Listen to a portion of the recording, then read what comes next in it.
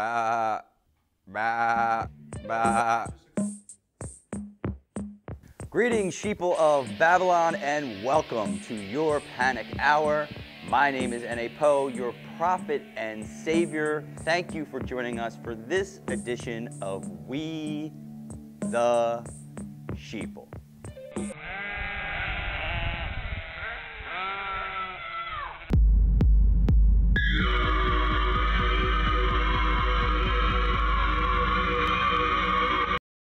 A young girl was stoned to death by Sunni militant groups in Raqqa, Syria for having a Facebook account.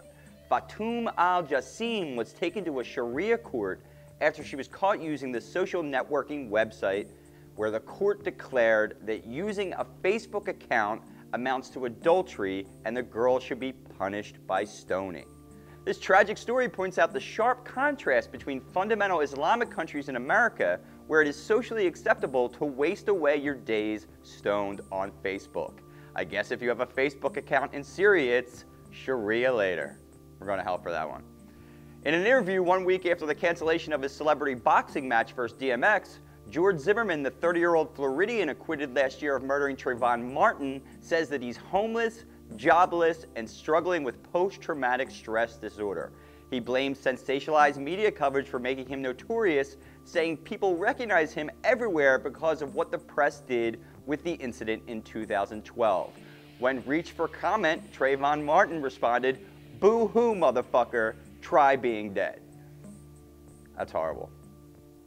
Protesters in Portland, Oregon marched to the mayor's office armed with pitchforks and torches in protest of a new law they say is unfair to the homeless.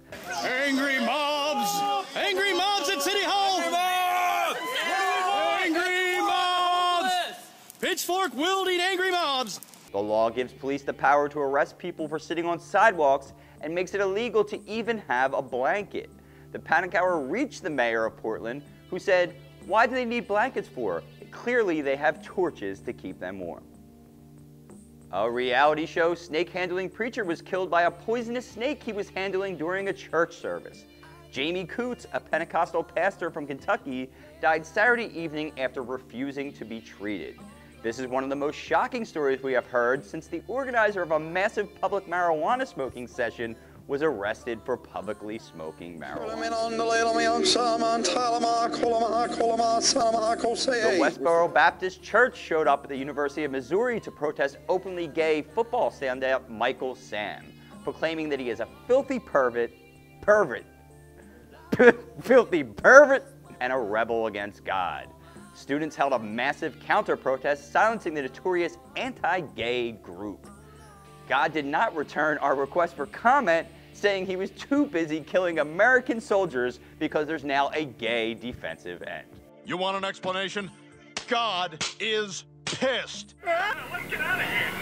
It's come to light that the Ohio National Guard Civil Support Team held a training drill last year which pitted members against a sinister janitor and his chemistry teacher's sidekick who concocted chemical weapons in 2 makeshift labs.